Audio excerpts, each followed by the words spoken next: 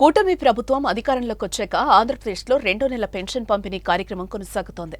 ఉదయం 6 గంటల నుంచే ఇంటి డోర్ కొట్టి సచివాలయ సిబ్బంది పెన్షన్ అందిస్తున్నారు.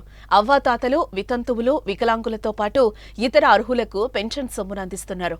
సీఎం చంద్రబాబు ఆదేశాల మేరకు మంత్రులు, ఎమ్మెల్యే, టీడీపీ శ్రేణులు కూడా పెన్షన్ కార్యక్రమంలో పాల్గొంటున్నారు. లబ్ధిదారుల ఇంటి వద్దనే ఎమ్మెల్యేలు, అధికారులు పింఛన్లు పంపిణీ చేస్తున్నారు.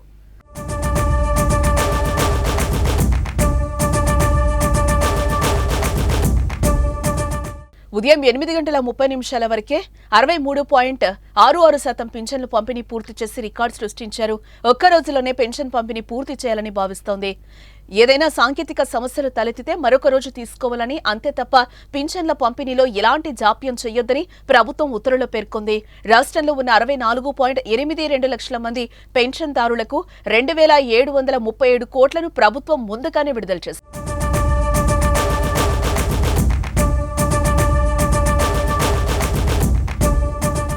జూలై 1వ తేదీన గుంటూరు జిల్లా పెనుమాకలోని ఎస్టీ కాలనీలో నివాసం ఉంటున్న బాణావత్ పాముల నాయకు కుటుంబానికి చంద్రబాబు పింఛన్ అందజేశారు. పాముల నాయకు వృద్ధాప్య పింఛన్, ఆయన భార్యకి కూడా రాజధానిలో భూమి లేని వారికి ఇచ్చే పింఛన్, కూతురు సాయికి వితంతు పింఛన్ అందజేశారు. 3 నెలల బకాయిలతో కలిసి 7,000 రూపాయలు గత నెలలో చంద్రబాబు ప్రభుత్వం పంపిణీ చేసింది. ప్రస్తుతం గత ప్రభుత్వ హయాంలో ఇచ్చిన పెన్షన్ పై 1,000 రూపాయలు పెంచి 4,000 అందిస్తోంది. వికలాంగులకు 6,000 రూపాయలు ఇస్తున్నారు. వాలంటీర్లు లేకపోయినా 1వ తేదీ ఉదయం 6 గంటలకే పెన్షన్ అందడంతో లబ్ధిదారులు ఆనందం వ్యక్తమవుతోంది.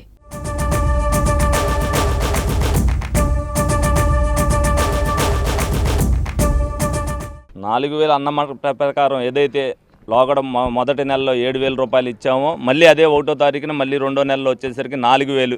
అందరూ ప్రజాప్రతినిధులు కూడా ప్రతి ఒక్కరి ఇంటికి 6 ఇవ్వాలనేది చంద్రబాబు నాయుడు గారు, పవన్ కళ్యాణ్ గారు ఆదేశం ప్రకారం ప్రతి ఒక్కరు కూడా నియోజకవర్గంలో ఏ డివిజన్లో ఆ డివిజన్ ఇన్ఛార్జీలతో పాటు ఏదైతే నియోజకవర్గ ఎమ్మెల్యేలు ఉన్నారో వాళ్ళు కూడా తిరగమని చెప్పారు. తప్పనిసరిగా ప్రజల కళ్ళల్లో ఆనందం చూడాలి, మాట ప్రకారం చేసామనేది కూటమి ప్రభుత్వం నిలబెట్టుకోవాలనే ఉద్దేశంతో ప్రజలందరికీ కూడా ఇవ్వడం జరుగుతుంది. వాళ్ళు కూడా చాలా సంతోషపడుతున్నారు.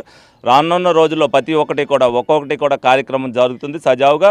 కూటమి ప్రభుత్వం ఏదైతే హామీలు ఇచ్చిందో ప్రజల కళ్ళల్లో ఆనందం చూడడం కోసం హామీలన్నీ కూడా నెరవేర్చవలసిన బాధ్యత మా మీద కూడా ఉంది. అందుకనే నిత్యం ప్రజల్లోనే ఉంటున్నాం, ప్రజలకు అందుబాటులోనే ఉంటున్నాం. ప్రజా సంక్షేమం, ప్రజా బాధ్యత మాది కాబట్టి మేము తీసుకుంటున్నాం. ఆ విధంగానే ప్రజా సంక్షేమం కోసం ఈ ప్రభుత్వం చేస్తుందని సందర్భంగా మీ అందరూ కూడా తెలియదు.